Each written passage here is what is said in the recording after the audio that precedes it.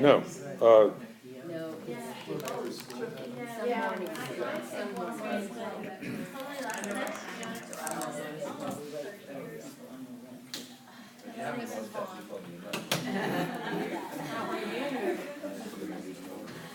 Scotland has a very special place in our love story.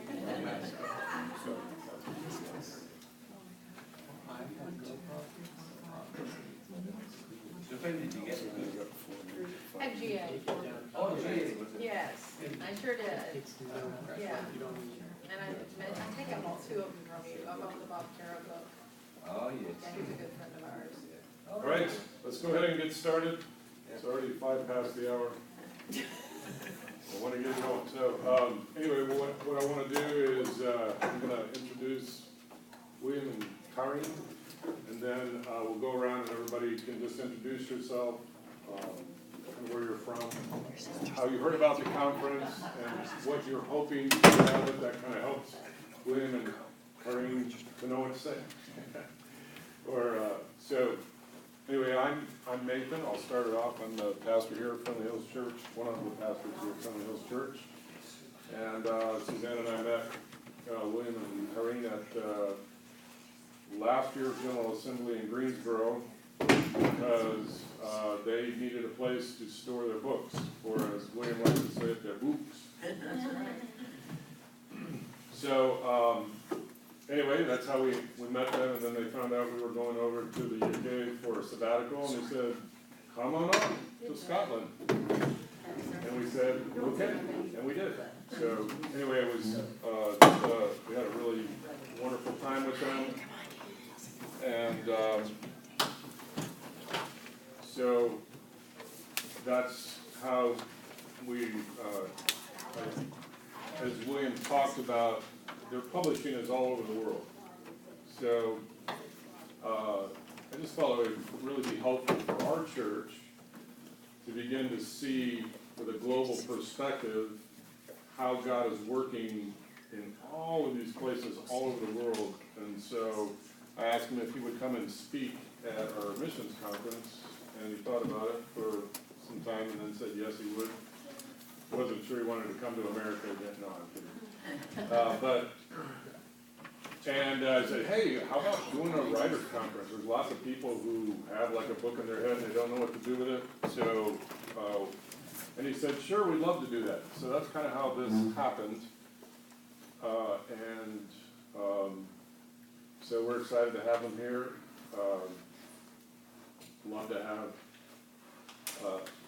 it's just been really good to have them back in Greensboro for a few days. So, Suzanne, you want to introduce yourself? Oh. We're going around the circle. Okay. I'm Suzanne Klein. I'm Nathan's wife.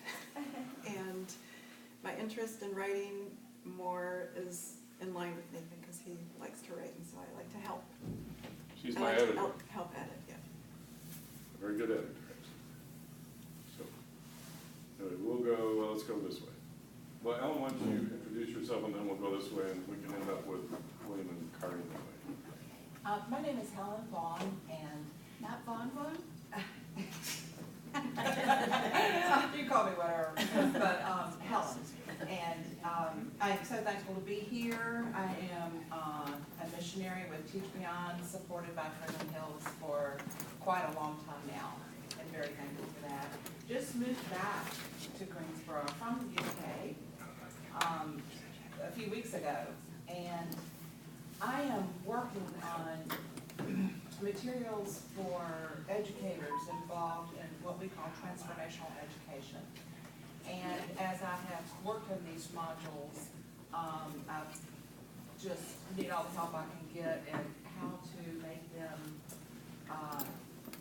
just accessible and quality for teachers who don't have a lot of time to read and who don't pick up a lot of academic literature frequently after they get their degree. So I just really need some help in that, and just really glad I could be okay. Thank you. And I can't believe that you came to the UK and you didn't come see us. Sorry, we had a full itinerary. Okay, forgive it. Austin Piper. I'm a pastor in Winston-Salem at Salem Presbyterian Church, and studied English, and haven't done a lot of writing in the last couple of years. So did 2 academic theses, and then like took a vacation in my brain. So Long. yeah, I'm just kind of eager to be inspired here today.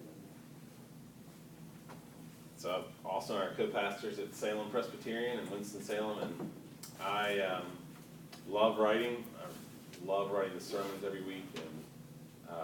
And my name's Ben Milner, and I've written some part of a book about the kingdom of God. And one of the big themes that I talk about in sermons is the empire being kind of like the way that the Egyptian empire, the Syrian empire, the Babylonian empire, the Persian, Greek, Roman are all kind of lumped together in the Bible as this thing as opposed to the kingdom. So the kind of main thing I was thinking about in the book would be the kingdom and the empire at war, or the way the kingdom is like God's resistance movement against the empire. So I've probably written, I don't know, like 15,000 words or something on that book, and just kind of wanted to know how to take the next step. Hi, I'm Jessica Pupo. I'm from Colombia. That's it. Where in Colombia? I'm from a little town in Colombia. The name is Monpos, but I was living in Bogota. I'm Michael Gay. I'm the director of Sloan Missionary Homes in the large town of Snow Camp, North Carolina. And I heard about this through Mario, actually. And my pastor is actually, I taught a 6-month series on senior saints mentoring younger saints, and he's asked me to turn that into a book that can be used to share with other churches, to encourage the senior saints to not just sit in the pew and then go out to eat, but actually be involved. That's what most of ours do, but to actually be involved in strengthening the church by mentoring younger families and younger couples specifically. And then I also have a fiction book bouncing around in my head, so I'm really looking forward to getting that out of my head. I'm Micah Gay. I'm Michael's son, and I'm just interested in learning whatever I can about writing. I'm David Hopper. I'm communicating with y'all. I'm an elder here at Friendly Hills and missions chairman, so I've written them a good many notes this summer.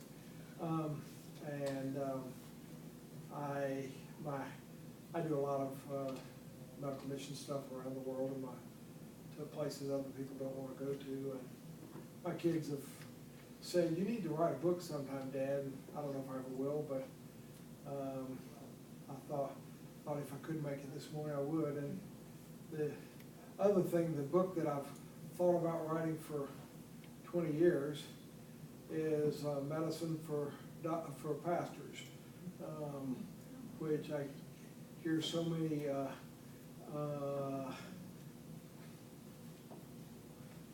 erroneous secondhand medical stories that come through churches that I've thought about doing that sometime. I don't know if I'll ever get to it or not. I'm Karen Barefoot, and I'm a member of Friendly Hills here, and I have self-published my book on breast cancer, but I want to learn how to probably should have written it.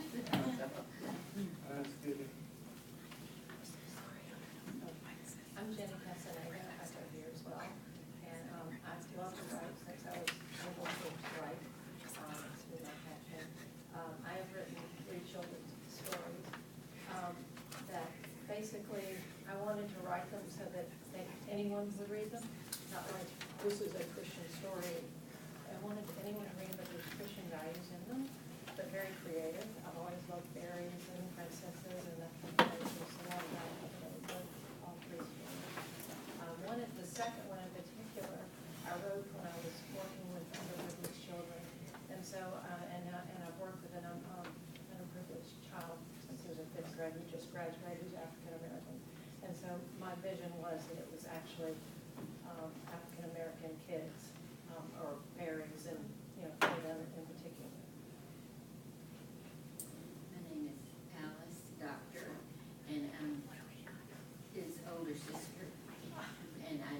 newly retired, but I have always liked to write and read. Ever since I read Louisa May Alcott, I went up into the attic and tried to write a book, but that was a long time ago, and my only attempt at publication was sending, as a high schooler, sending in a couple of poems, which got rejection letters, and I didn't do that anymore. So, but because I'm newly retired, I want to see how the Lord can use my writing. I like to write. I mostly like to write encouragement to people in the form of letters or emails, and so we'll see what happens. Right, I'm Mario Freitas, with my southern accent from Brazil. Yeah, South Brazil, that's correct. I've been coming with my family to Franklin Hills for a few months now, and I serve in the U.S. Office of More International, which is an organization that serves persecuted Christians. So as I am doing mobilization most of my time and going to churches and speaking, so my life right now is pretty much telling stories of the persecuted church. And so this idea was just great, and I'm glad to be able to be here. So. Marty is the one who invited us to come here. Yeah, you should hire me to. I was actually thinking that. But my name is Jorge Silva. You can call me George. I was born in Mexico, but I lived more years in Colombia than in Mexico. We just arrived here about 10 days ago, and we were missionaries there for I've been in the mission field for almost 31 years. And I have thousands of stories, and I like stories. I'm a bad writer, but I have this desire in my heart to write a book. I'm asking the Lord to give me the opportunity to encourage a new generation of young fellows to have passion for the mission field. That's pretty much my desire, to write this book and just speak in Latin America, encouraging people to go into the mission field and to have a passion for it. So when I heard about it, I felt like this is finally my opportunity to start. I didn't have any contacts, any help, and I tried to write this book about 4 years ago, and I did it only one day, and I feel so frustrated. And because I'm not a writer, I'm a storyteller. I can spend hours talking my stories, but I'm not a writer, so I need help. And this is my wife, Karen. Yeah, my name's Karen, and I'm mostly here supporting Jorge because this is something that has been a dream of his. I do like to write, but just personally, keeping journals and a little bit of blogging, it's kind of like a therapy for me, just to write. And so I don't know if the Lord has anything for me along those lines, but I'm basically here kind of supporting Jorge. I don't know, we'll see. Maybe. Well, William, before you and Karine introduce yourselves, let me ask Kathy. What? Will you introduce yourself and just state your name? I thought we where were you're going from? around. It's Well, not me everybody's yet. gone except for you. Oh. So, and just kind of why you wanted to come, so that's all right. I was anticipating this day because I've always been a writer. I mean, I can't remember a day that I didn't write. But I was thinking about, they're going to ask me why I came here, so I was thinking, I knew this. And I thought, well, there's 3 reasons. And they've developed over the years. I've published certain things, mostly in little Christian books, like Mom Answers Prayers and things like that. I keep journals, I write poems and songs and stories. There's 1993, I have 2 boys, and I decided to write a book for boys, because there's nothing up there for young boys at the time. And it's not published, and they're 29, so when they get it, they're going to give it to their grandchildren. But, so I wrote, and that was before I was saved, and I wrote this book, and sent it to publishers. I got 19 rejections that I actually wallpapered one wall with them. I really did. I thought that was kind of cool. But one rejection letter was actually encouraging. They wrote things on my manuscript, you know, passable, you know, like an editor wrote, and I was very encouraged by that, but I put it away. I was like, well, I'm done with that. But the thing of it was is that this book, it was an island theme, and it had a lot of spiritual, different things, you know, island themes. That the wood has a spirit, the thing talks to you, and different gods, okay? And I wasn't saved, I wrote it, I thought it was great for, it was an adventure story. And as years went by, I've had, especially my father, and voice in my head was like, why aren't you writing? For Pete's sake, write. I mean, he was always that voice to tell me to write. And so I took that, in 1993, I was saved, and I took the book out again, and I read it, and something didn't sit right with me. It was like, oh, I don't like this. I need to rewrite it, and I didn't know how. But I started to, and the Holy Spirit just kind of led me, and because I didn't like the way I idolized spirits, I didn't want my kids to read that, so I was kind of like rewriting it, and I'm still rewriting it. This is 1993, but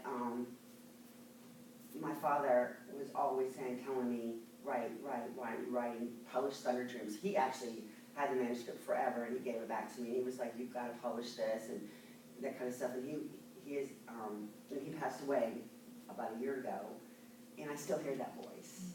And I'm like, I need to do something about this. And that's the number one reason is, even if I just rewrite the book and not publish it, it's okay. But I just want to rewrite it. And I've been working with teen girls for 20-some years. And when I started working with them, I had to buy like 6 different books to get one program, you know, like different things. And I decided I want to write a book that's for mentoring teen girls or preteen girls. That's all inclusive. That's just one book. There's everything in it, you know, that has a theme or whatever. And so I saved all that, and I want to write that. And then it went on to women's retreats, and that's one of my blessings. I love writing that stuff. So anyways, I have all this stuff stored in like these shoe boxes and files, but I don't do anything. And now's the time. And I hear my father's voice in my head. For Pete's sake, he always would say that. For Pete's sake, write. And so here I am. That's great. Thanks. Carrie Mackenzie, William's wife. My first book was written in 1978. So I've been at this writing game for 40 years. Over that time, it's not been a full-time occupation. It's something I've done in my own time, and I have probably written about 160 books for children in that time. Some are very tiny, some are little word books. Most of them are telling either Bible stories or doctrine for children. Some are big Bibles, children's Bibles, children's story Bibles. The reason I started was because I loved books, I loved children, most of all I loved the Lord. I wanted my children to get to know the Lord better, and as a result, other children impacted. Thank you. Well, I'm William Mackenzie, and it's good to be with you. I'm a farmer in the north of Scotland. That's how I started. And myself and my 4 brothers were all committed Christians, and our wives.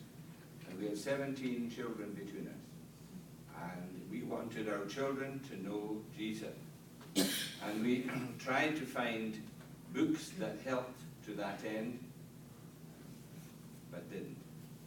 So we started, and Carrie wrote the first book. And it's been a long journey, so that's who I am. I'm primarily a sinner saved by grace. So can we start, Mr. Chairman? Yes? Yes, please. I wanted just to mention a verse, and it's from the King James Version. It's Psalm 26, verse 7. And this is what the psalmist is saying. That I may publish with thankfulness and tell of all thy wondrous work. And that's what the publisher, that's what we are trying to do. To publish with thankfulness and tell of all the wondrous works that our God has done. Now this morning, we are going to try and tell you what we do as a publisher.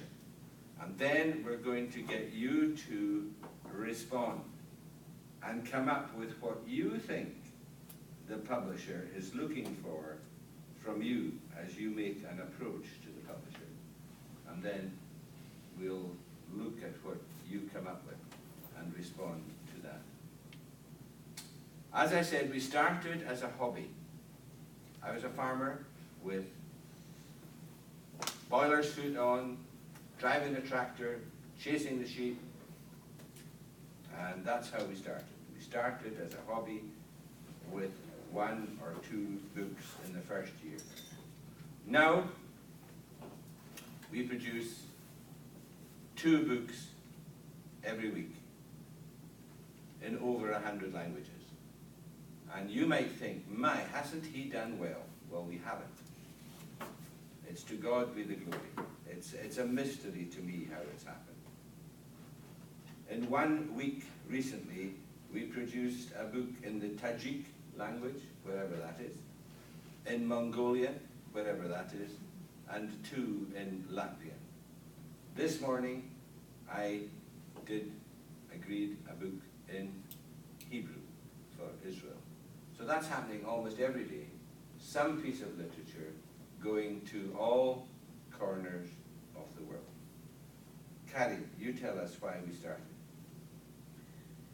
Well, I sort of touched on it in my introduction, but we started primarily because we were concerned about our own children. 40 years ago, we had a 6-year-old, a 3-year-old, and a little baby. And we were wanting to introduce the gospel to them, the Lord Jesus, the Bible stories, and buying Christian books for them, Bible story books. Now, some of them looked lovely, but didn't actually tell the full story or altered some of the facts, which we didn't like, and the child could pick that up too. Others who were faithful to the Word of God didn't look very nice, they weren't attractive, and you do need good, attractive pictures for a child's book. So we thought we would, as a little pastime, as a hobby, we would produce a book. We weren't at that stage thinking, let's start a publishing company. We were saying, let's make 1 book for our children. And maybe some children in the north of Scotland, we can market it to them too. And that was our aim at the start. There's a danger in writing for children that we have a moralistic approach. Tell the story of the little boy with the fish. Therefore, you be kind with what you have too. Instead of telling the Bible story, showing how that points to God, how it leads us to the Lord Jesus and how great He is, and then with that teaching and that relationship, that will alter the child's behavior, not just the legalistic moral teaching. The first book we did was Gideon, Soldier of God, and we got it written. I wrote it in my kitchen table. We had a local girl did some pictures. Before it actually became a book, we took advice from other people that we knew in the publishing world, and they said it's hopeless producing 1 little book like that with black and white pictures. That will not do anything. You have to have a series of books, at least 4, and it's essential that you have colour pictures. So that set us back a bit. We took that advice on board, and eventually, in a few months, produced 4 different books on 4 different characters. Now, we were very much amateurs, we really didn't know what we were doing, but God used our poor amateur weak efforts, and by His grace and miraculously, these books were produced in Germany, Scandinavia, Holland, as well as our English version at that time. So we had an idea, we had certain principles that we wanted to adhere to. We wanted the Bible story to be told accurately and not tampered with. We wanted the child to realize that the Bible had an implication for his life. It wasn't just a story from way back in history, it was something that was important for today. One of our principles too is that we have no pictures of Jesus in any of our books, even the books that are called The Life of Jesus, there's no actual pictures of Jesus. And that was something coming out of our sort of Scottish Highland Presbyterian background, but it's been a very, very useful principle for us to have in dealing with countries where the Christians have come out of Roman Catholicism or out of Islam. It's been very useful for us dealing with China and Pakistan and countries like that. They don't want pictures of Jesus either. So this little idea, produce a book for our own children, has over the last 40 years grown.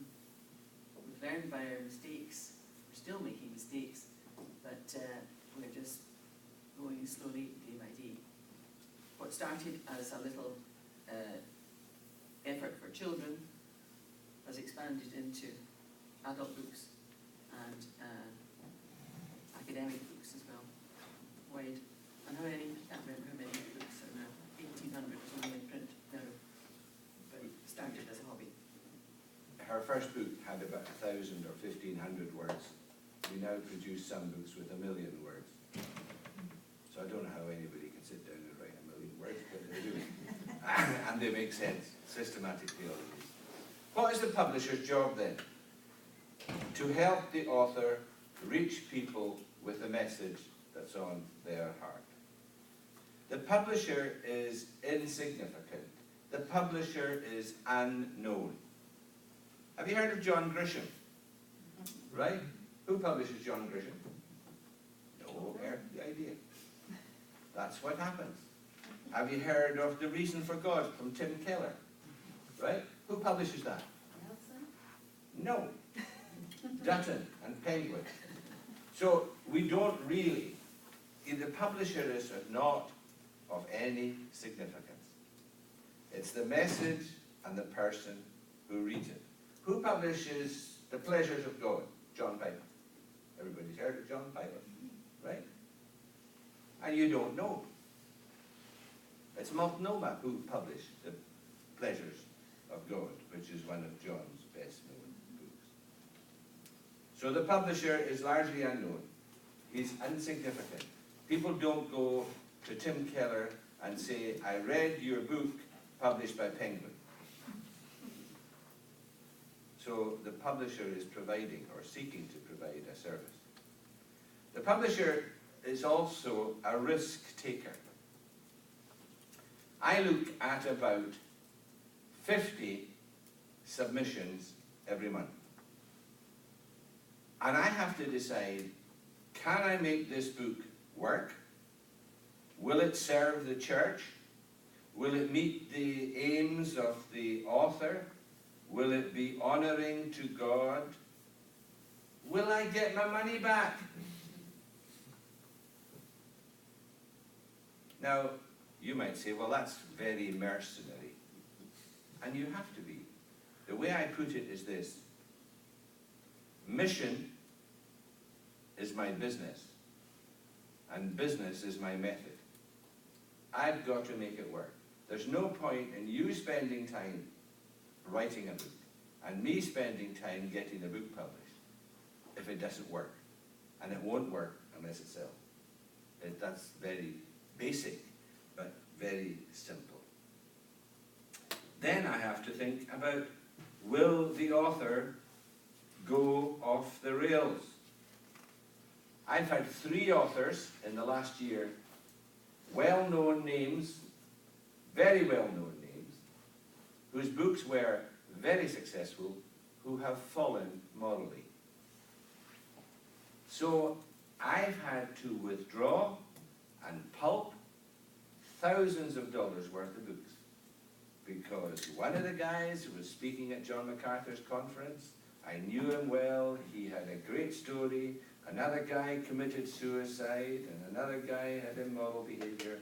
So the publisher is a risk taker. And if I publish you, or if I publish her, and you fall into sin, I might land myself in the soup. Carrie. I think one of the publisher's jobs is to encourage the author. I remember going to a sort of seminar before, and the speaker was saying speaking to publishers and saying, you have to love your author, show you love your author, and encourage them. We have to find out what's on somebody's heart, and you do that by when you're chatting and listening to people and perhaps listening to a preacher or conversing with someone. You find out what's in their heart, thinking, could that make a book? And suggesting it to potential writers and getting them to keep at it, not to give up after the first rejection slip or even after the 19th. You may be turned down by an author, by a publisher rather, that doesn't mean that your book is not worth publishing. We, as Christian-focused publications, cannot possibly produce every book that comes to our office. There's about 10 or 12 manuscripts come into the office every single week.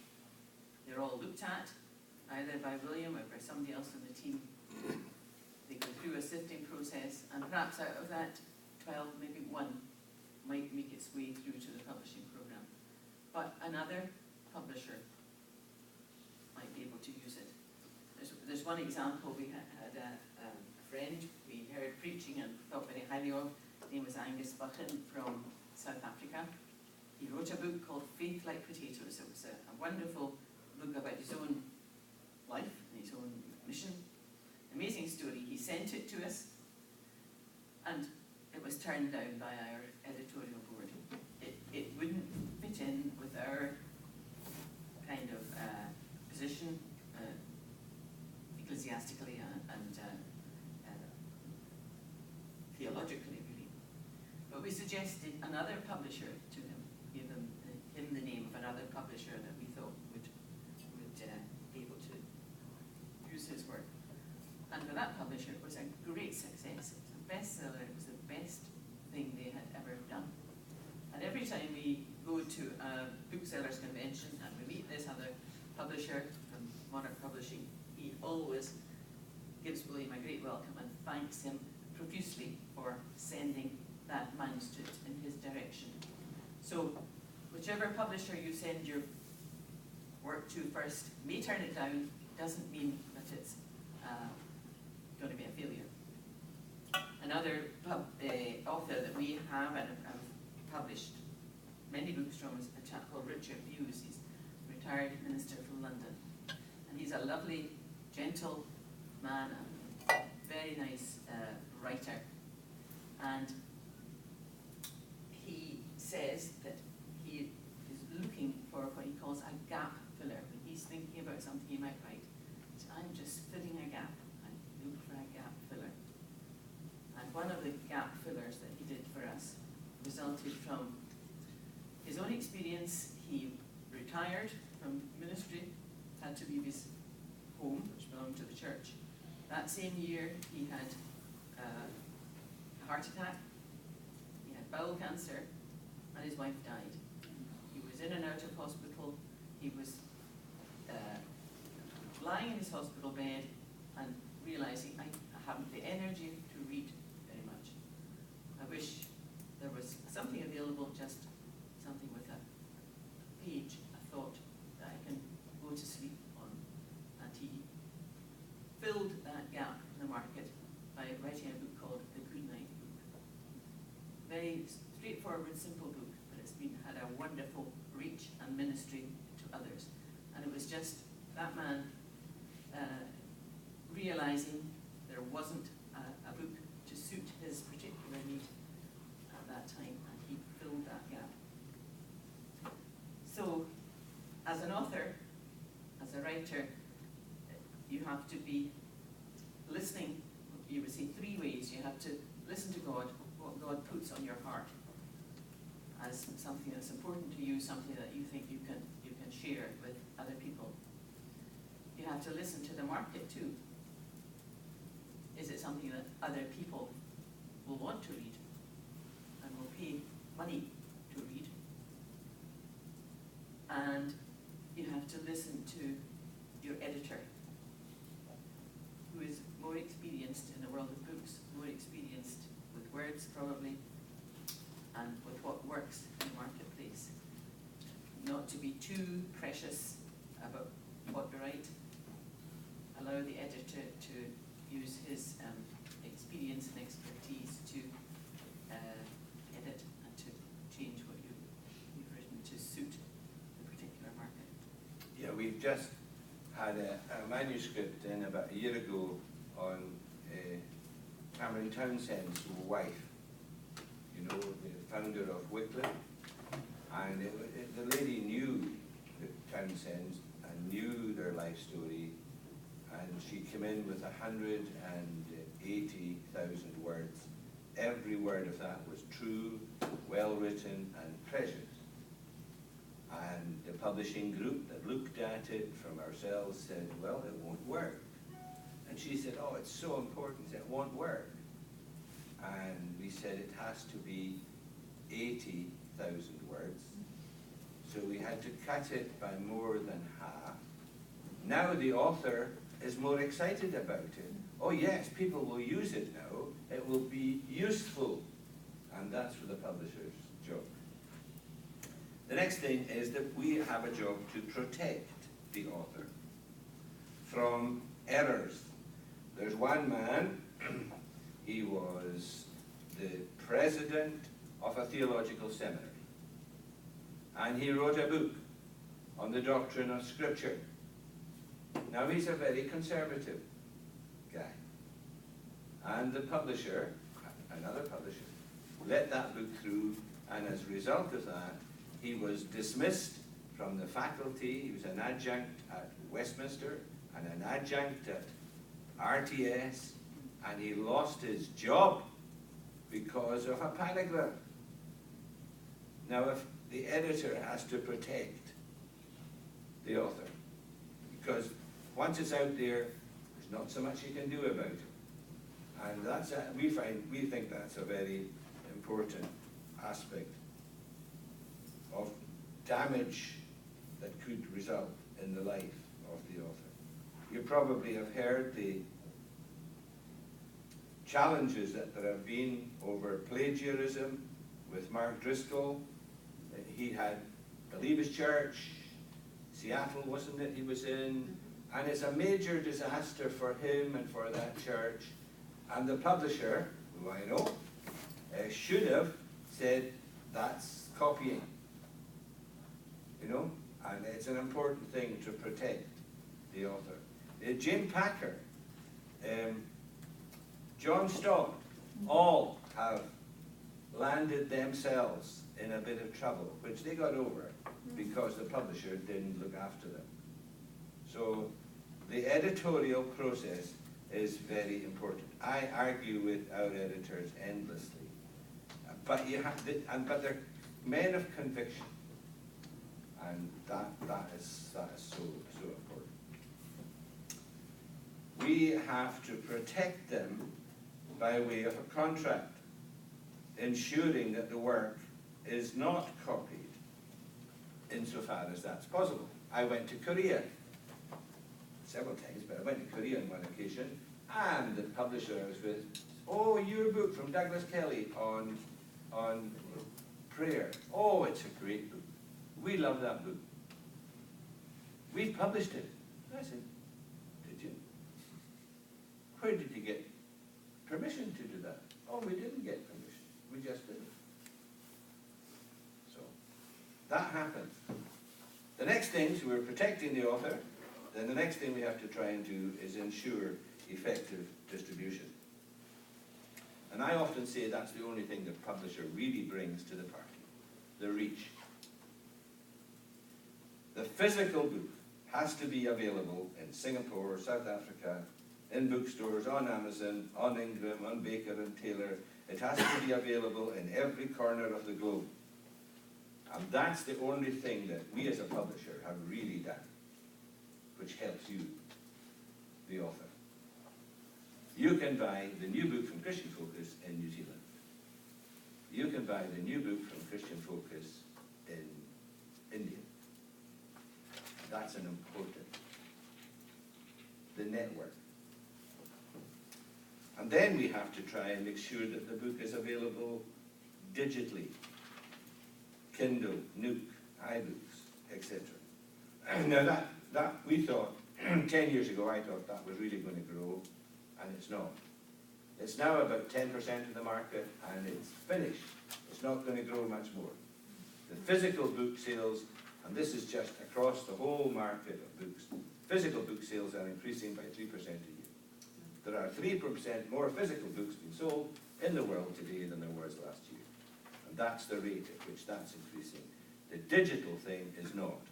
The interesting thing is that the digital often results in the sale of the physical. Yeah. And I think that what's going to happen there is that the person who buys the physical will get free access to the digital, or some such arrangement. There have been occasions when we've made digital books available free. We did one with Timothy George's wife for a weekend. We put the digital on free. The book was hardly selling the physical book, so we put it on free on Kindle, and 17,500 copies were downloaded over a weekend.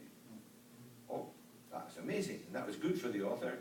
It was good for the ministry of the book, but not very good for the pocket. So we stopped it.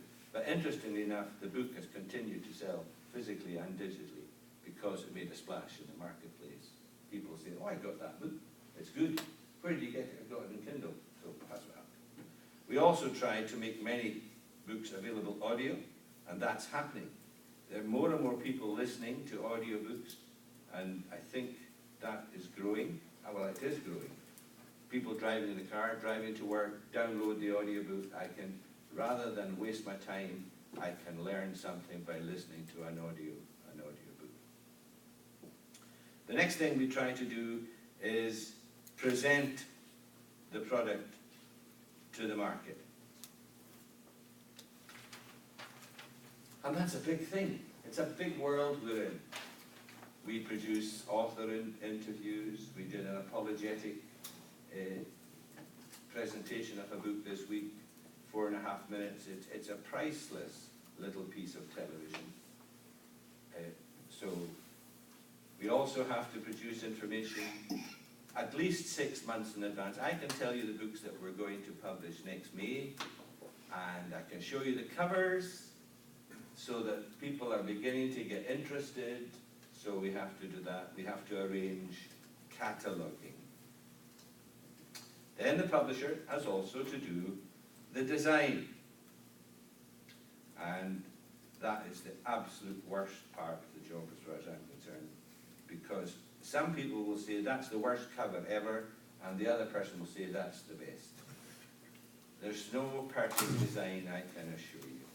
Billy Graham's book on angels, the publisher was fed up with publishing this book. He had a contract to publish Billy Graham's books, and he didn't want to spend any more money on it, so he just put the word angels in white and black on the front of the book, and it's the biggest book, the most successful book Billy Graham ever did. And it only took somebody 5 minutes to design it. So there's no answer to design.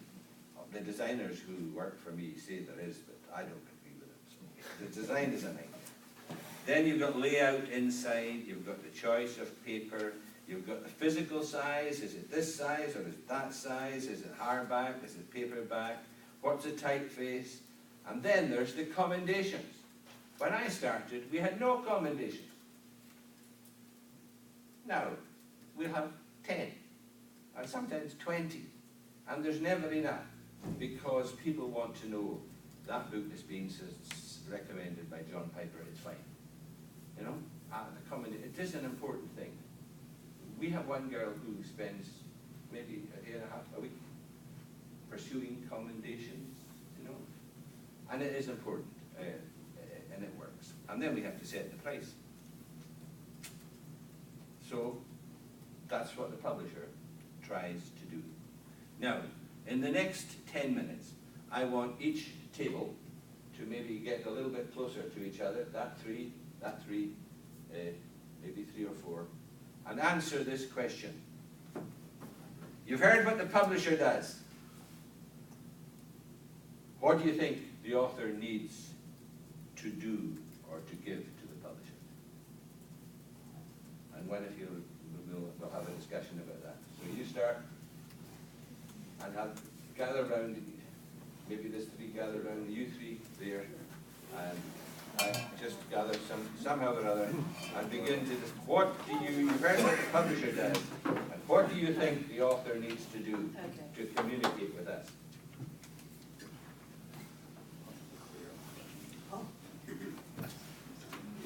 Good.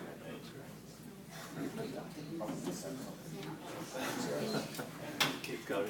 This is your editor for years. I actually worked in the consumer department.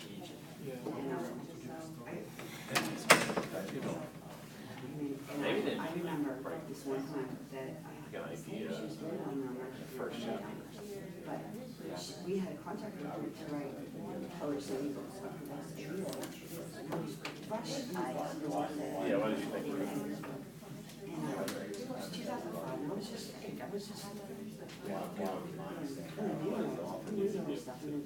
What is it? So I am like editing it like mad.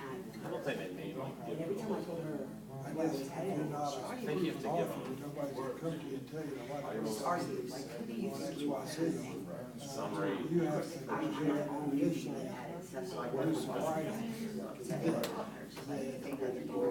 like needs to be. Anyway, that third one, you can feel just like ridiculously wrong. Later, maybe, but not just. Like, misinterpreting the scripture, because she's using the scripture, she misinterpreted it. I think like what they read when they get this thing, probably. And, I called her, and I called her. Like, I don't think they're reading it. Can you rewrite this? I asked. Somebody else has. And, I'm saying here, I don't mean any disrespect. How about the total population in America? I think today is the first time she had in her mind, she like totally, like, oh my, and I listen, I just don't know. what does that have to do with it? What does that mean? So, I'm like, I went to my boss and said, what is this? Maybe deadlines.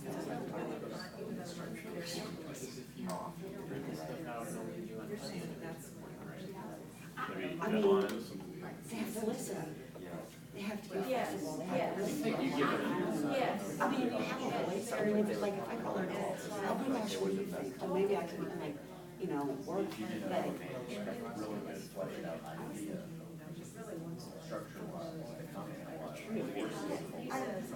An outline, and kind of. Or even more detailed than that. It's a whole other, I have, or you know, You should do some work for yourself on the front and kind of. she started telling me, I was looking for someone to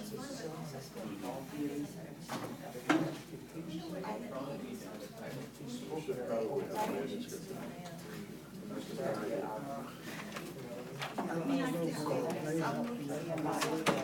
but I don't know what.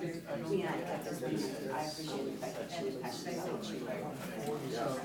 I mean, I wouldn't want to. I would think one that it would have to be a chapter or at least a page or something, like they didn't know whether you can write well. I still have to listen. So, it couldn't just be, here's my big idea, or here's the title. I think it's gonna be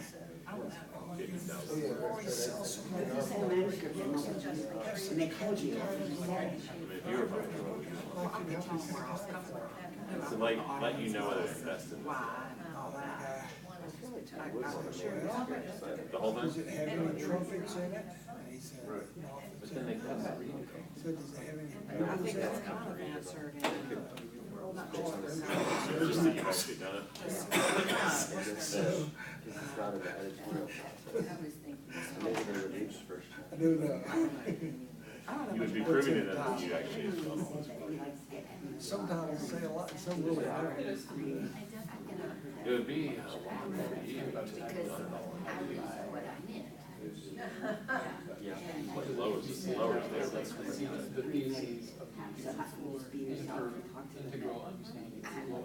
It would be important for us to know what things should score. In music, which one are you saying? Sometimes there's a book that says, this is your person. Yeah, but they wouldn't listen to that. Give them a no, they would probably, but it would be a much less certain. Yeah, yeah.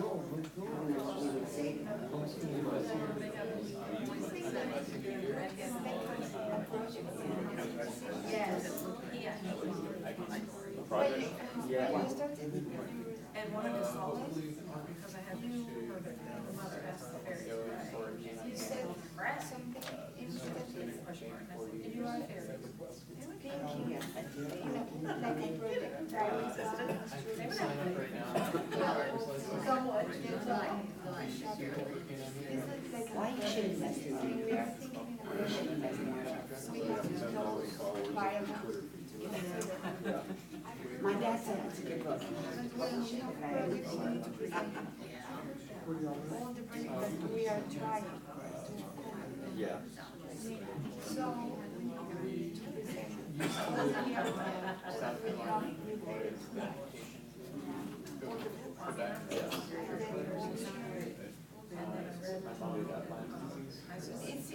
I think we should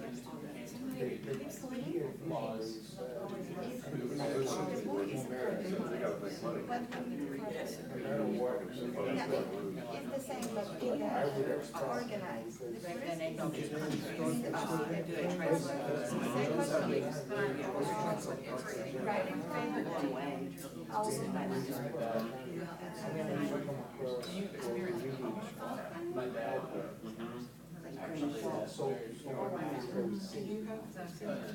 The market that we what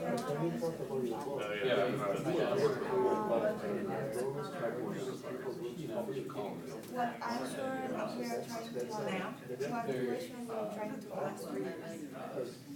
Right, folks, that's it.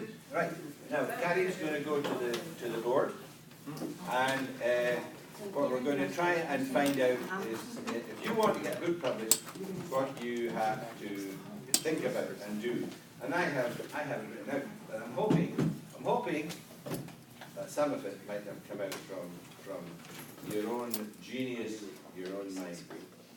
Right, we'll start over here. What do you think the publisher is looking for? You've got some points. Great. Well, one thing we said was just, to have a clear purpose and idea and goal. To be clear about what's the point. What's the point? Yeah. That's the point. Yeah. And did you develop that a bit? No? I mean, well, we did say some other things, but Yeah. I didn't ask that. I wrote to be open to new ideas. That's it.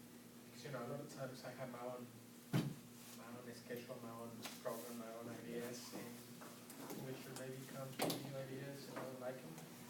And, you need to work with that. It's about ideas. What we're doing is communicating ideas. And I was hoping that answer would come, and I was hoping it would come from each group, but it doesn't need to come from the rest, it's come from you. And I'm going to show you some of the recent new ideas we had and what happened. This is a chap, Flip Michaels. He lives in Pennsylvania. It's a new book, 5 Half-Truths. And what he's saying is that some of the messages that are coming from the pulpits of the world today are true. but only half true, not the whole story. Now, I had no idea who this guy was, and he sent in this book, and we saw it. We said, bang on. That's what's happening in the world. That it's the whole gospel that's needed, not half a gospel. So that's where that one came from. Then, here's another one. We had no plans to do this, a subject on this, rewriting gender. Helping parents and pastors to take children through the challenge there is. Are you a boy or are you a girl? Can you change your mind every day and be a boy tomorrow and a girl today? You, your family, transgenderism and the gospel. That was an idea that was in this guy's heart. The next one is from John Benton. It's for pastors who are on the point of giving up. Resilient. This man has been a pastor for 45, 50 years. He has now got a special role in a special ministry caring for pastors. And he said so many guys that are 5 years in or 10 years in, they feel like giving up. That was on his heart. He was seeing it. He was broken-hearted about people who were giving up the ministry. Now, I know that the Southern Baptist here would say that 50% of the people who go through their seminaries feel like giving up within 10 years. So, that's a good book. I'll mention one more. This came from one of John Piper's colleagues. We'd never thought of it. It never crossed our mind. That little voice in your head. The conscience for children. This is what John Piper says. If my kids could be 5 years old again, I would read this book to them. I have no doubt that this book will be a great blessing. Not only for your little children, but make sure your teenagers hear it across the room. The conscience. Now, as far as I know, there's nothing else on the conscience for children. So the fresh idea. Right? What else did you say in your deliberation? Well, we talked about being flexible and teachable and humble That's in it. the process. And that's quite difficult. That's quite difficult for some authors to find it. But I know what I've written, and I believe what I've written. I'm a theologian. I've done a PhD, and I'm trained. And to take correction is very important. And that applies to all of Christian life, to take correction. Who of us does not need correction? Also like to renounce sometimes, but this is what I heard, that sometimes, probably in my case, since I have a lot of ideas, stories and all kind of stuff, I heard that sometimes you don't have to put everything, is that right? Sometimes you have to renounce to some of the material because they don't agree with you. To me that would be hard. Yeah. But that's something that I could, You'd have, we have to understand each other. We have to operate on the same page.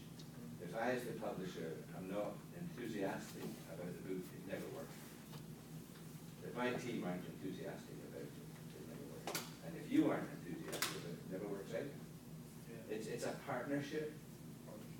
It's a partnership. It's a spiritual thing, actually. We're working together to reach the world for the King. Yeah? Good. Anything? That was it, was it? Was that okay? Is that a fair representation? Oh, yes. Fair. We did have some questions come up in our group, but maybe that's for later. Well, ask them. Yeah. Well, one of the things we were wondering about is, what if you're a storyteller but you're not a writer and you need help actually doing the writing? And then the other thing was, when people present Well, can we answer the first question first? Okay. Sure. It's a very important question.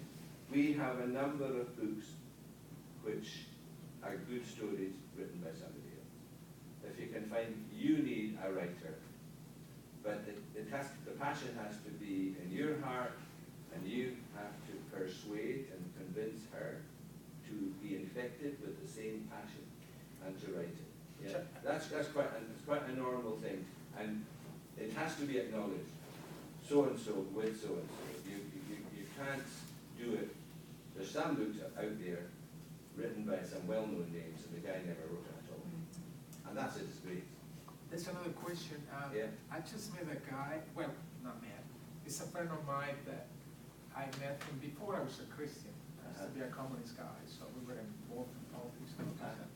And now he become a writer, and he heard that I want to write a book, and he's excited to help me. Unfortunately, he's not Christian. I would say forget it. Okay, that's a good point. I would say forget it, because it is a spiritual thing, actually. You know, yeah.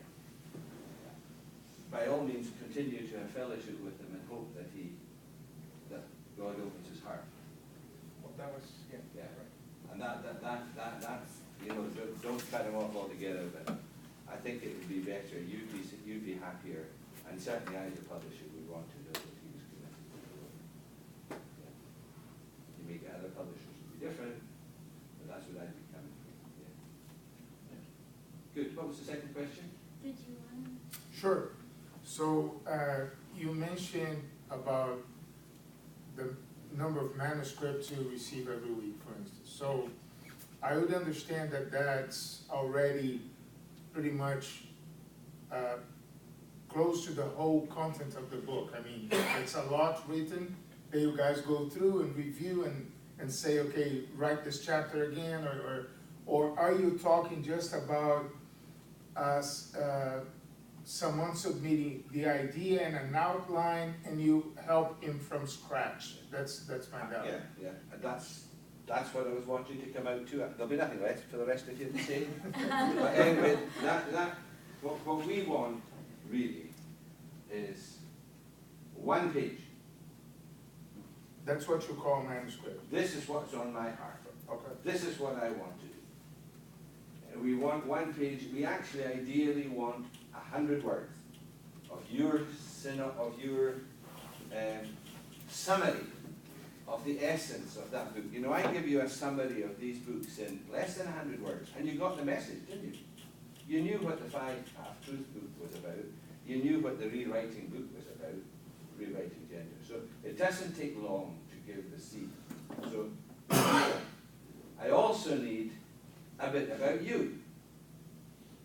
Who is this guy? Is he a criminal? Is he in love with Jesus? Where is his churchmanship? Where is his mission in his heart? I need to know where you're coming from. And it's something I was going to mention before I was finished, that if you are involved in a mission or in a ministry, we love partnering with ministries. We partner with Operation Mobilization. We partner with WEC, World Evangelization for Christ. We partner with Desiring God, the John Piper Ministry. And we will put both imprints on the book, so the book belongs to the ministry as well as it belongs to us. We do books with Prison Fellowship, for instance. So it's actually in Prison Fellowship's thinking, it's their book. It happens to be our book, but it's their book. So they get behind it, and they're interested in it, and they want it. So we want a little bit of a summary of the book, and we would usually ask for the first chapter, so we can see if he can write, not to see if he can spell. I'm not interested in whether he can spell it, we can sort that, but so if he can write. And at that stage we would say, yeah, let's work on it, let's go a bit further, let's make your sentences a bit shorter, let's make your paragraphs a bit tighter, let's have an introduction to the chapter, finished chapter, and don't make your chapters 50 pages. Who's wanting a 50-page chapter? You're switched off as soon as you realize it's that. You know, so we would help you at that stage, and that's our job. But what we want you to try and find out is when your heart, your vision, your wish that Joe Smith, 100 miles away, will read that book and will worship God. And that's what you're after. Because that's what we're trying to do. Publishing is actually preaching on paper. Well, Christian publishing. It's trying to get God's message. God chose to communicate with us with words, so we should learn from him. Okay, carry on, she says. You got the cough. Did you hear the cough? Did you hear the cough?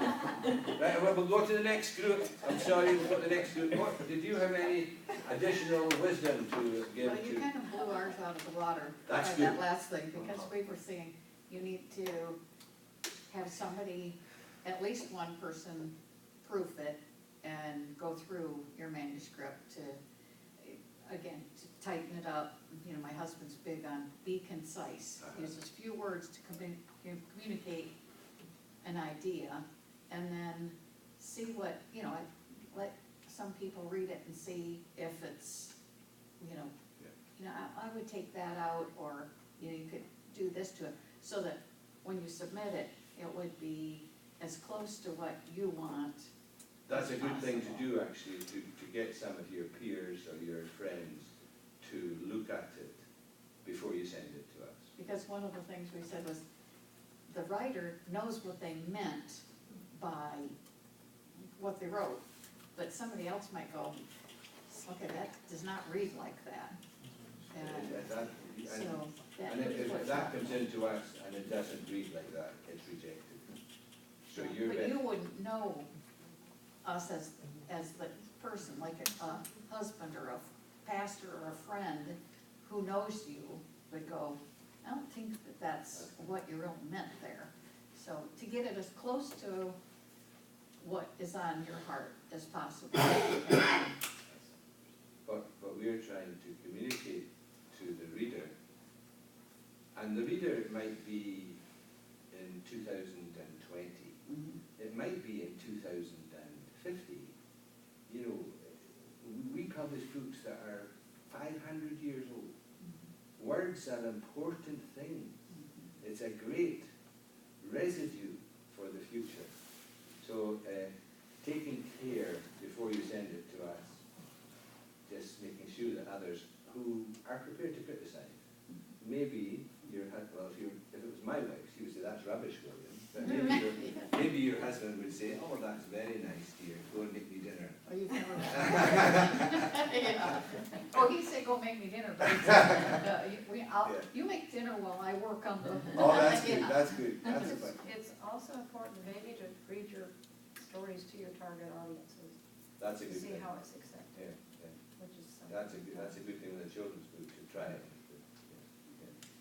Yeah. Do a little bit of work before you approach the publisher. To see if they're sleeping or if they're. I mean, it's difficult, you know, there are quite a few, it's really difficult.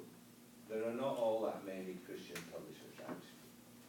There are a few, but it's difficult unless you know somebody, unless you have some way of getting, you know, now that you've met me, you can write me and say, dear William, but, you know, do you know the chap who runs Crossway, the chap who runs Zondervan? You don't. So it is difficult, you know. In fact, some of the larger publishers take no submissions at all. Right. They won't take them. Without an agent. Without an agent. But the agent then, the agent gets in the way too. Yes.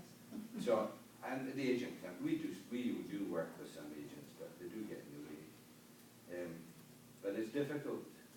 It is difficult to get your book. It's not difficult to get your book self-published, and some of them do work. But it's very difficult to get connected with a publisher. Yeah. Now, anything else from the collected wisdom over there? We already heard. No, that's good. Right, now, what about these fine folks over here? Mr. Hopper and his... One of the questions we had, or that we were gonna say, was we were gonna ask about, you know, submitting a shorter segment with some kind of introduction. Yeah. And so you already answered that, and then my son's very much about being clear and concise, and, you know, so again, having other people read it to make sure it makes sense to them. Yeah. I know I'm helping a Brazilian right now write content for his website, and he uses way too many words, and so I have them write stuff out and then shorten it so it makes sense to us. So those were things we had talked about before we even went to the publisher. So So now what do you think the publisher's looking for? Is there anything else that the publisher? One of the things that we wrote or that we talked about was what makes this book stand out? Why is it different than the other 500 that have already been written on this topic? And maybe if there are 500, it's probably not that unique. And actually, that's the question that I get asked when I go to the bookseller, when I go to Westminster Seminary's website to work with, and they're very, I don't know if you know WTS. WTS have a website, and they select the best new books and promote them very effectively. They do a great job. But that's the question we get asked. Oh, so-and-so's done a book on that. So-and-so's done that. Why does that stand out? And they did thousands of this. Because there's never anything on this. You see? As soon as they saw that, they said, that'll work. And actually I saw that too. But if you can come up with something that works. Nobody's got anything on that. It's novel. It's important, but novel. So that's something, that's the market resistance that I have to get over. The market saying, you know, we don't need that. Right. I'm trying to scratch where people itch.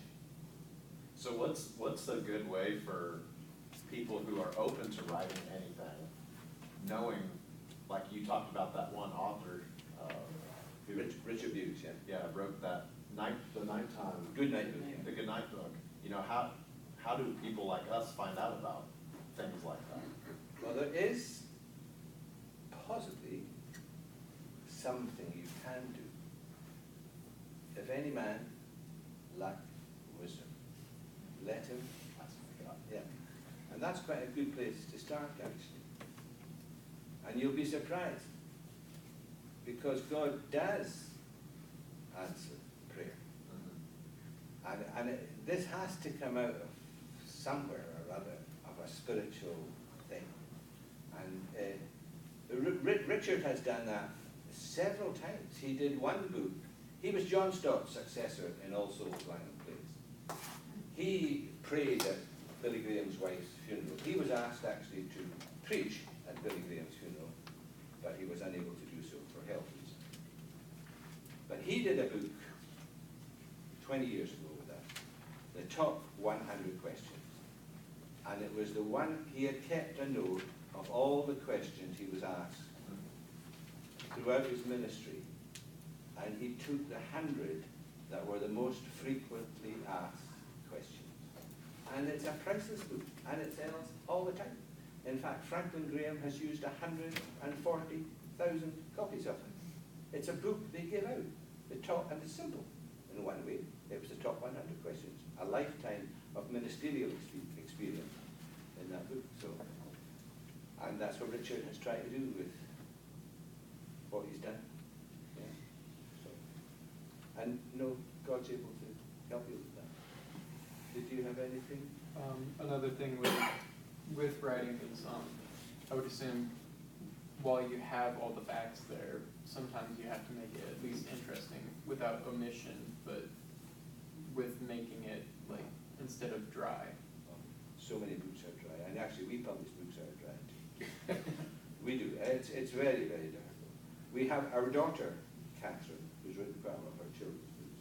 You can give her an idea or some facts and tell her to write a page that'll make you laugh, or to write a page that'll make you cry with exactly the same content.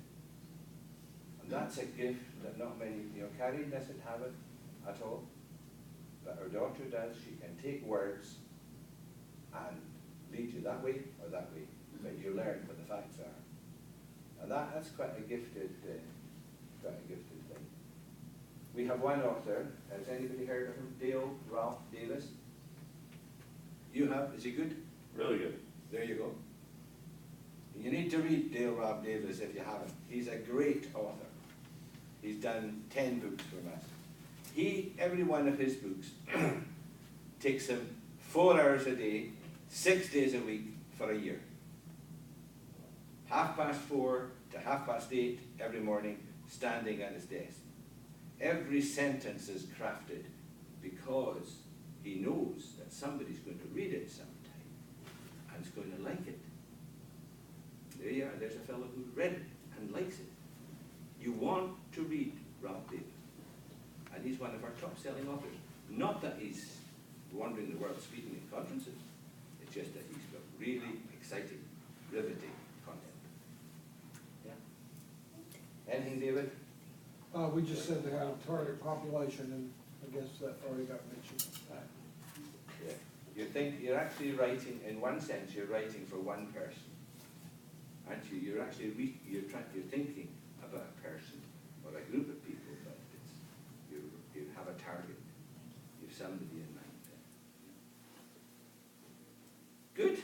Who's next? This three here. Yeah. Yeah. We had some more like questions, like title. Would a title be needed, or the length of it? We didn't know the length of it. Like, we would need to be involved in that because it is tricky.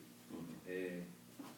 One I quote quite often is Jonathan Edwards' book, and the first title that he had for that book had 145 words.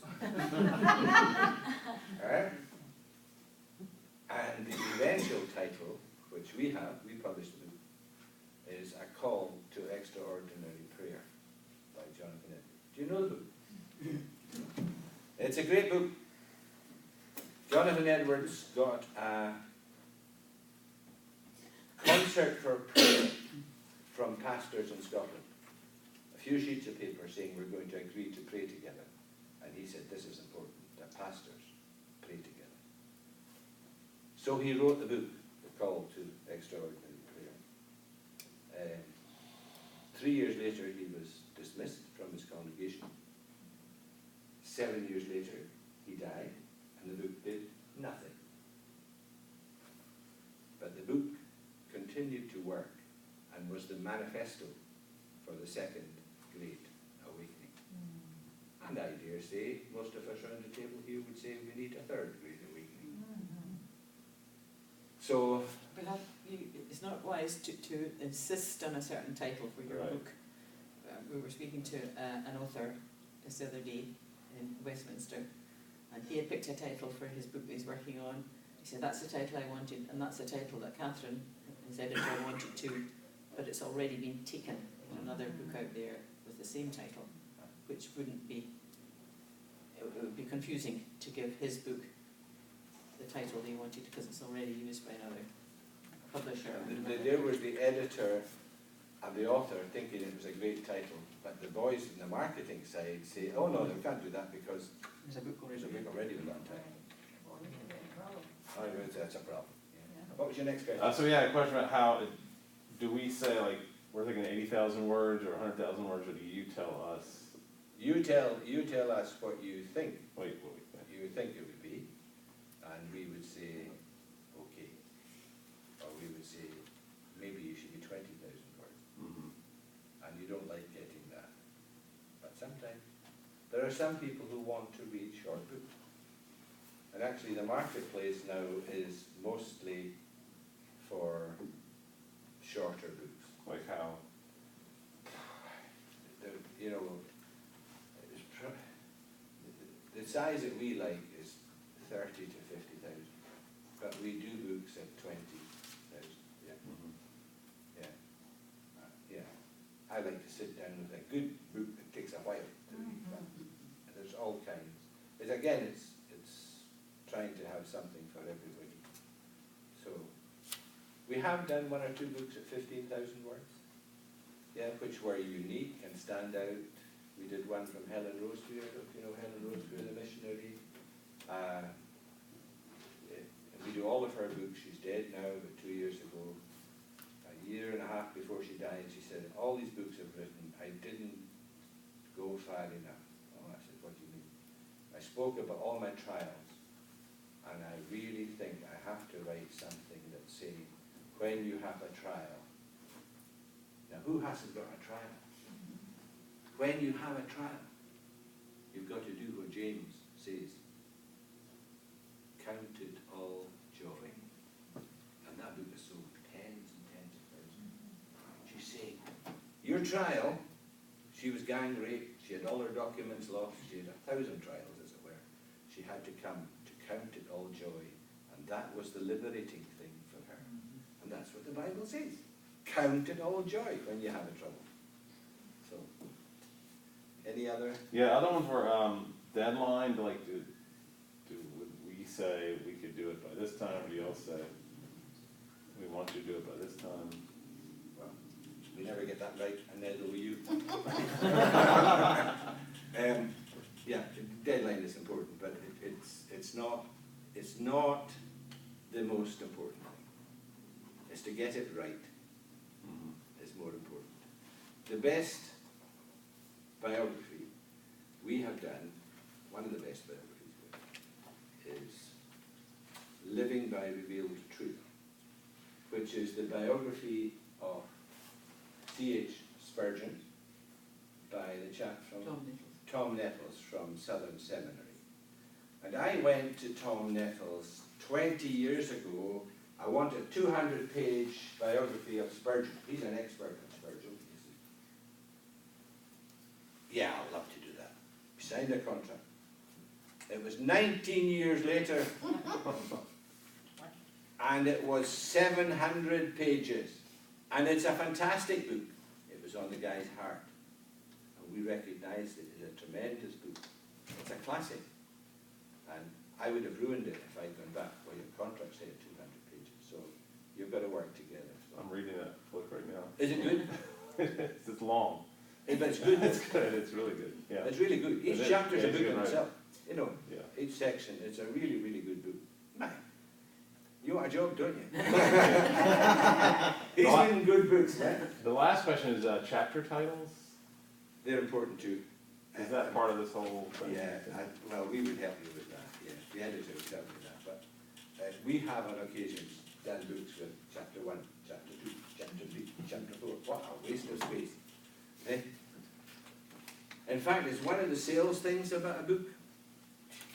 The person you're trying to sell it to looks at the chapter headings. Ah, yeah, I see what that book's about. It's a kind of little summary of the book. And it's the hook, you know. It's the sizzle of the sausage. It's the smell. You get flavour off it. Chapter headings are quite important. Yeah. What did I come here for? You have all the wisdom yourselves. Anything else for you guys? No? Right, now this illustrious four here, what are they going to tell us? Yeah? Nothing new. Eh? Nothing new. Oh, Hawaii. Just, just re-emphasize listening to the publisher or doing your research up front so you know who the publisher is and what they want. You can get that in, they sell writers' guides that give you a list of all publishers and whatever and what their publishing guides are. That's important. Like if you're Assembly of God, you probably wouldn't come to Christian Focus Publishing to be published. That kind of thing. And if you were wanting to publish something in the health, wealth, and happiness stuff, just no point coming near me at all. I would feel sorry for you. And I think it's important that people know where we stand. And we had a book recently. Cameleon and I were speaking at a conference in Madrid with WEC and with Bethel Ministries, which is a ministry to, you know Bethel? Well, I was speaking at the Bethel conference, and they're great friends, and I love these folks, they're charismatic. We did their first book 30 years ago when they started, Rescue Shop Within a Yard of Hell. And they've got another one that they've done on their work in the Far East, and it's a great story, and they're great people. But it wouldn't sit with our where we are, and I've arranged for another publisher to do it, and they're pleased. But it would spoil what people expect from us. So, yeah, Anything else? I have a question. I have a question, yeah? Um, I might not have an answer. well, ask them. Yeah, yeah. So I've heard so many conflicting things about illustrations. How important is it when you're doing a children's book that you have an illustrator in mind, that you set illustrations with it? Do you write, this is what I want? I mean, how important is that? Well, we would normally choose our own.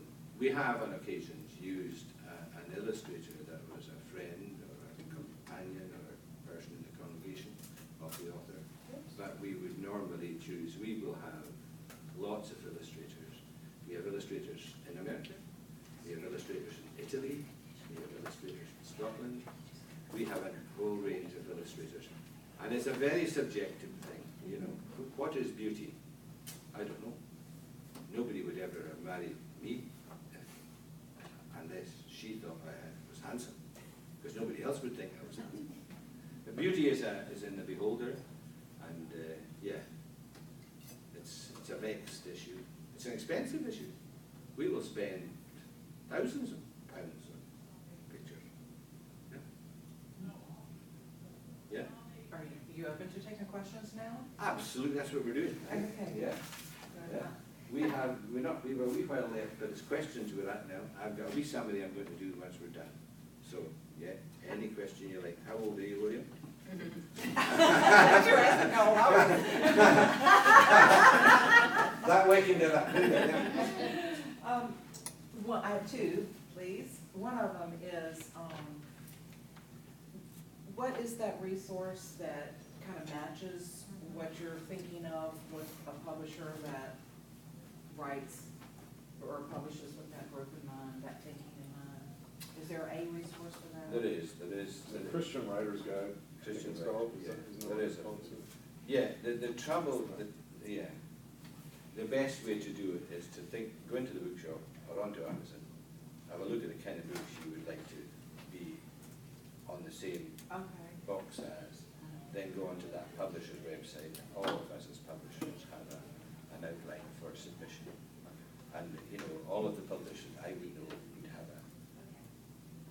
some of them will say, no submissions, you don't want them. But, yeah, but they will say, if you're going to make a submission, this is what we're looking for. And it is important. So there is a book published every year, a Christian Writer's Market Guide. Yeah. And that will give you a rundown of magazines, publishing companies, all that kind of stuff, and it will give you their guidelines and how you make submissions. Good, thank you. The second one is, could you talk a little bit more about a partnership with the writer, your publishing company, and the mission? How does that work? Well, I'll take one. When we do it with a lot, there's a ministry in London called the Proclamation Trust. It has a sister ministry, or brother ministry in North America, for conservative evangelical Anglicans, really. And it was founded by a chap called Dick Lucas. He's still living, he's in his 90s. It's a big thing. They have big conferences, and they've had a huge influence. And they came to us 20 years ago and said, one of the things we would like to do is publish. And we'd like to publish with you as that's possible. I said, very good. So we said to them, right, we'll give you 3 slots in our publishing program every year. So they come to us with a book on teaching Amos or teaching Ezra, or it's on teaching books of the Bible for house group leaders and for pastors. And, you know, and it's a partnership. So we still have the final say, but they are coming up with the idea, and there now must be 30 books in that, or 40, I don't know how many it is. And we've done that with a Sunday school material, we've done that with WEC, we have more than 60 Bible study guides with WEC, here in the WEC, World Evangelist. And it does help us too, because the ministry says we will use it at meetings, we will use it with our followers and our supporters, and yeah, so that we've done some books with John Piper and decided, Lord, use it, and Gospel Coalition use it. We did one, John Piper's book on the new birth, Finally Alive.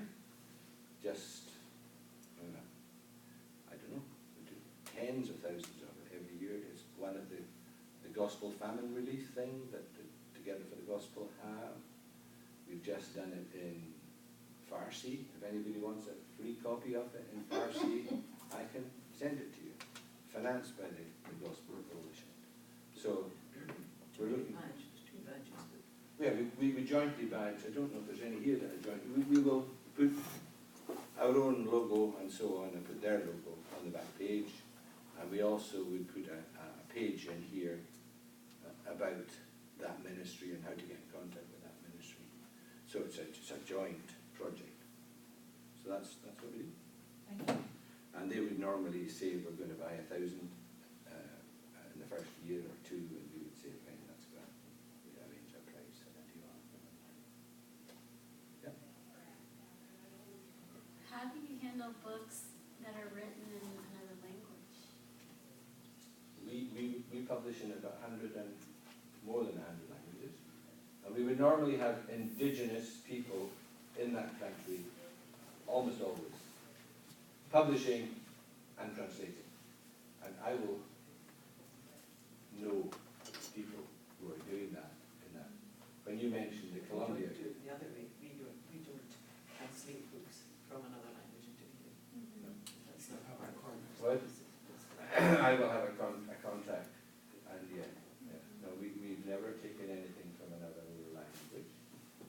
Yeah, but. Oh, so you recommend to a different language? Okay. Yeah, or through an author, yeah, we would say, here, there's this book, you need this in Colombia. And you say to me, it's needed in Colombia, and I would know who to speak to in Colombia.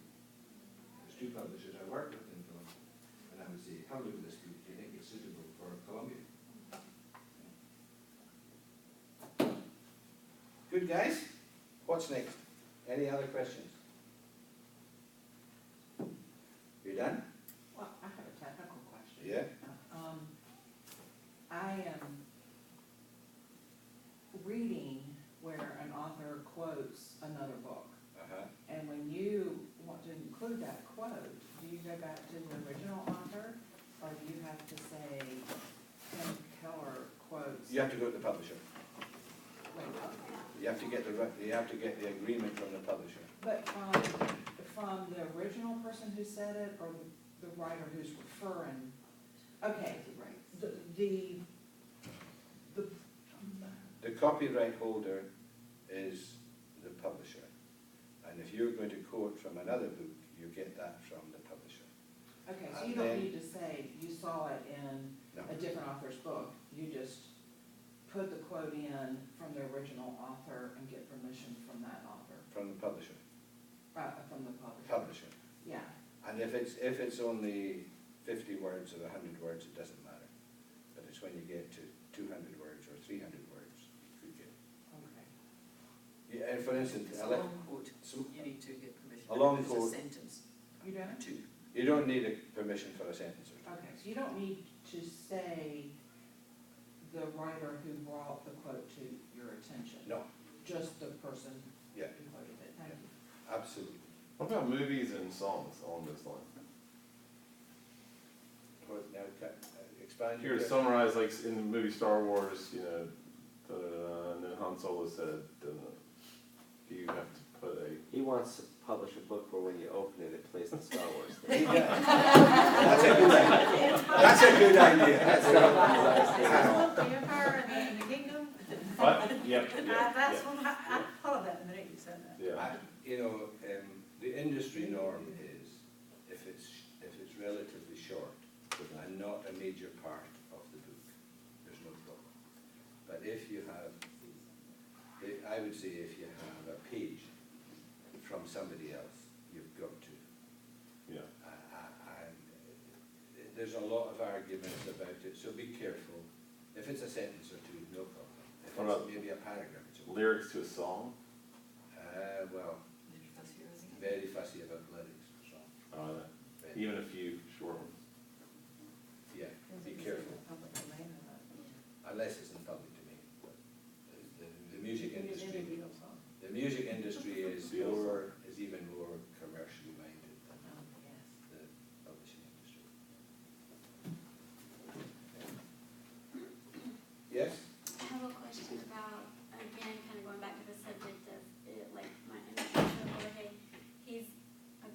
storyteller, but writing is not his thing. Is there like a circle out there of people who, you know, kind of like what you mentioned, they want to write, but they don't necessarily have the idea, but somebody else. Is there like some kind of network that connects these people? I guess, I know you said pray and ask the Lord to guide you, which obviously they do that. But is there something like that that exists out there, or is that something that publishers facilitate? Well, we have facilitated it sometimes, but we don't want to. We would rather the author, It'd be the exception. yeah, we would rather the author find somebody. We've got, you know, we have done it. Wow. So basically the author should, you know, just try to find that connection Yeah, personally. yeah, and he could. He may even have a wife that would do it. Yeah. That's how Wendell Berry writes his books. Wendell Berry, the farmer in Kentucky, he narrates all of his books to his wife. Oh, really? She writes. Wendell Berry? Wendell Berry, yeah. And I think she's a good writer. He's That's what it sounds like. So are we done, guys? I'll finish, I think.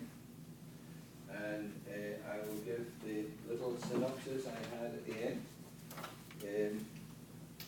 We're looking for, this is ourselves, we're looking for a fresh idea that came out from several of you. We are committed to the inerrancy of Scripture, the uniqueness of Christ, and we are non-confrontational. We do not wish to be argumentative between one branch of the church and the other. We're looking for a passion from the author, a keenness to get the message out.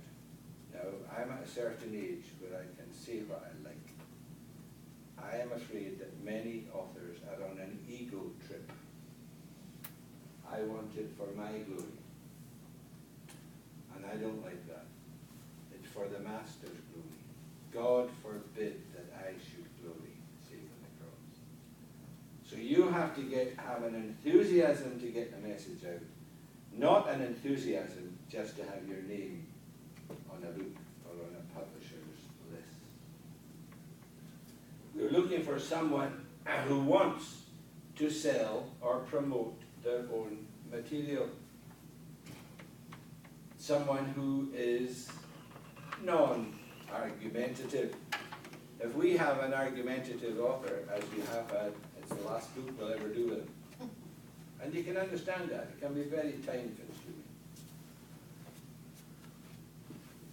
And then we're looking for 100 words synopsis, is the word that we're looking for.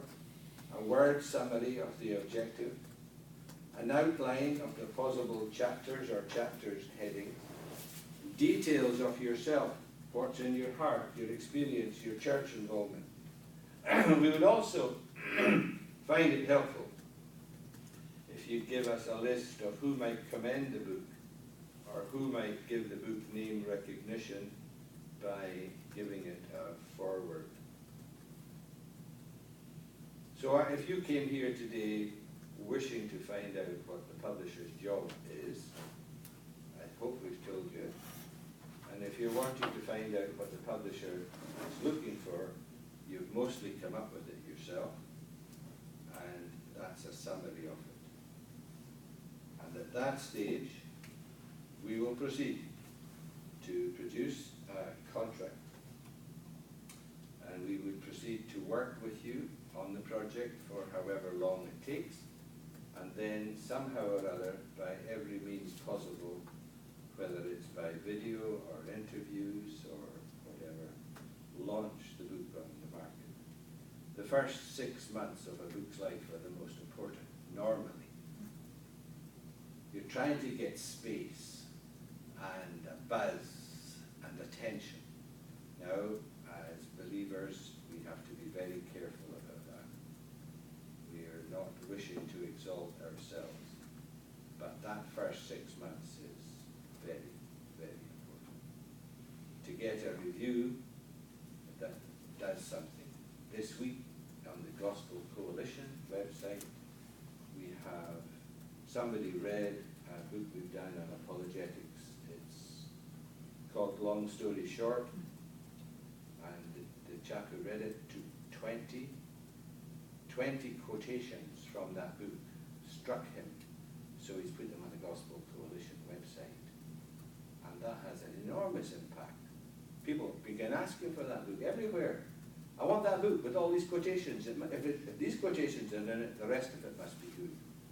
So you now, I hope, know a little about what the publishing job is and what the author's route to the publishing is. And I would ask Terry to Well, just one or two thoughts about what the publisher is looking for from a writer. He's wanting someone who is who loves the word, who feeds on God's word, who prays regularly, who's committed to a local church, who knows the value of reading and the value of the book, who's keen on books and knows how important for our development and reading is, and someone who's patient with the editor and all the procedure that is involved in producing the book. So, friends, is that what we were needing to do? I'm here for as long as you wish. Tonight, I'm intending, God willing, to speak a little bit about how God has used and is using the printed page across the world today, which I hope might give some people a vision and enthusiasm to recognize that God uses words. That's tonight. Any other questions? Obviously, you're a publisher, but what about this age of self-publishing, publishing it is big? It works to a very limited extent. If you're self-publishing, you do not have the editorial input that you might need, and you do not have the reach that you might need better. But it does work. You're putting your own money at risk, or your own, and you're unlikely to have that book available in 30 years' time. Whereas I'm wanting to publish material that will be in use after I've gone. You know what I mean? I want a future generation to use this material because the message is important. And yeah, there's quite a few characters in the printing world who want to print your book, but don't want to use it to Printing reach is the not world. publishing. Printing is not publishing. One of my friends self-published a book. And she sold a number locally, but her garage was full of boxes of book. There's garages all over the country full of boxes that they'll never sell. Yeah. And that's very disheartening. And it's not the purpose. The purpose is to publish, to declare, to get it out there. Yeah. Could you talk a little more expansively about what you mean by non-confrontational? I mean, I'm thinking, I'm coming against some of the practices in Christian education, so I'm confronting them. So what do you, I mean, and I would think a lot of topics would too, but what do you mean by non-confrontational? Well, it depends how you do it, doesn't it? You can be confrontational. You don't win an argument by being confrontational. You win an argument by being persuasive, and by Jesus did it in 7 churches of Asia. Nevertheless, I have something against you. It was I admire this, that, and the next thing, but even despite that, there's something wrong. And a lot of our books will say there's something wrong. Yeah, we'll say Okay, so you're just not being cynical or sarcastic. nasty. Ugly about it. In fact, we have a lot that we would wish to correct. That's what the gospel is. It's an offense. But we don't want to do it in an offensive way. And we would like to, some of the debates are in-house between brothers. You know, I'm involved in the middle of a debate just now, and it all went online. It's on the eternal submission of the Son. The eternal submission of the Son of Jesus, the Son of God. And you've got Wayne Grudem on one side, a great systematic theologian. You've got Carl Trueman on the other side. They're both authors and they're both friends. And they're disagreeing with each other on the blog site. And some of these things are out there and upsetting the church and upsetting both of them. It shouldn't be done that way. And I think it's not helpful. So I think there are ways of doing that. Get them together in a room. Go and speak to your brother if you're something against him. But if somebody's saying Christ did not die for the ungodly, hit them with as much as you can. That's error. So, yeah. Is it denominationally like neutral? I mean, do you try not to get into denominations? Well, I haven't found the perfect church yet. Yeah. And if I did, I would join it and it would no longer be perfect. Mr. Spurgeon said that. As a publishing company, we would be Westminster Confession, Shorter Catechism, Reformed, and people know that, I trust. But I want the charismatic element of the church, the AOG element of the church. AOG use a lot of our books in Africa. And I don't want them not to feel that our book's conservative. But denominations, there are 29,000 of them in the world. And, you know, what is a denomination anymore? It's difficult. Are you a PCA? Mm-hmm. Well, even the PCA is quite wide, isn't it? It's wider than it was 10 years ago. So, if you want a criticism of the PCA, don't come to me. But you could, you could criticize every denomination, every church. Yeah. PCA would be the place I would worship with. Either PCA or OPC, I would worship with in because our home church is mostly psalms. We sing psalms all the time. And I was so glad when the Gettys had their thing. Oh, yeah. Yeah, it was great. And actually, I know both the Gettys.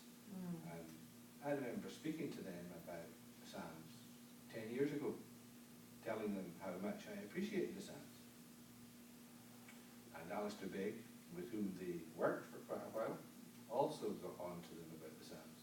And the message got through. And they're doing a huge project on the psalms just now. All the psalms are being retranslated and re-put to music. Yeah. Wow. So,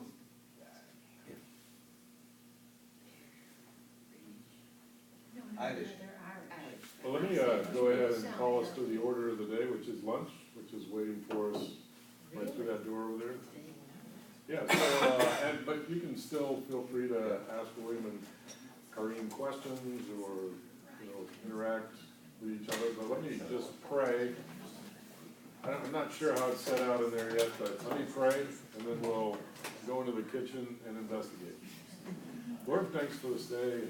Thank you for just this time that's been really helpful, and pray that you will bless us as we enjoy a meal together. Now, Jesus, in your name, amen.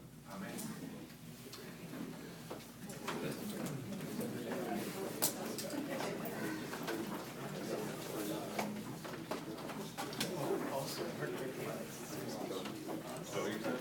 So you inspired to get to work? Yes. This You're talking a lot of years, 23's a long time. I was wondering where That one was my story is, because my stories are, I feel like the world almost at that How did I realize? Yes. they're more like You do. That whole That's pretty clear. Audio books. Yeah, that's one bad. Good night.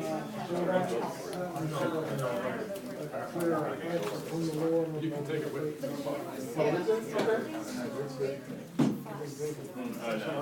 Good.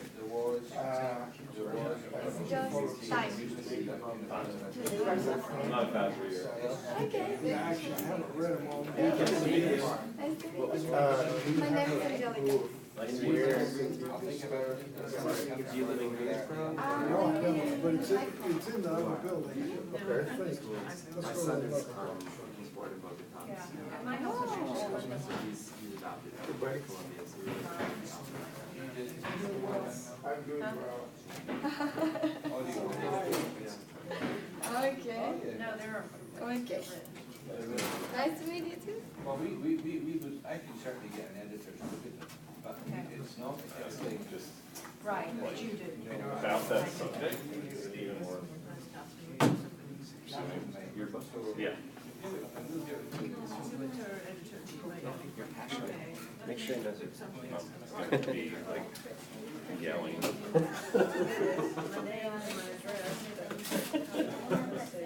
Hi, guys. Follow question. But I was thinking about the kingdom. Yeah, two cities. The two cities, yeah, so like Augustin's two cities. I mean, I love the subject. I'm not sure what it is that we can When you said that, I said, oh, that's. I'd be interested in that. I use Star Wars. Okay. That's grown in it. Obviously, I get my let us have one kids. basket. Right, There's some lunch boxes in there for free. No, that would be. Humanistic or whatever. So is this from your home mission problem? That's an idea. Yeah. Yeah, it's right. Shut this off here. We have the, we